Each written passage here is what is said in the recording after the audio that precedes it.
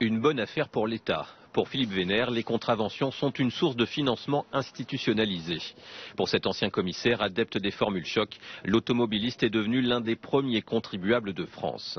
On a créé 520 motifs d'infraction. Donc je dirais, on a vraiment ceinturé l'automobiliste avec un tas d'infractions, aussi mineures soient-elles, mais du moment que ça rapporte de l'argent. 39 millions de PV ont été dressés en 2012, dont un tiers lié aux radars. Des radars qui ont rapporté 730 millions d'euros. Les recettes servent à l'amélioration des réseaux de transport, aux collectivités locales et à l'entretien des radars.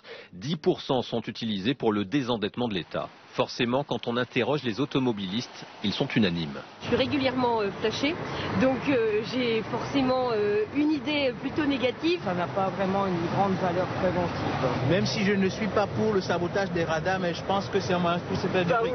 Le gouvernement avance qu'en 10 ans, les radars auraient permis de sauver 36 000 vies. Lutter contre l'insécurité routière est bien sûr une nécessité, mais ce que critique l'ex-commissaire, ce sont surtout les obstacles pour contester les contraventions injustifiées. Il suffit de fréquenter un tout petit peu les audiences de police pour voir aussi ce que sortent les avocats, comment les avocats défendent, et ils gagnent presque à tous les coups. Pourquoi? Parce que la procédure appliquée, elle est pleine de trous, elle est pleine d'irrégularités. L'ancien commissaire estime qu'il faudrait plus de policiers sur le terrain, car la majorité des infractions graves, comme l'alcool au volant ou un refus de priorité, ne sont pas détectables par un radar.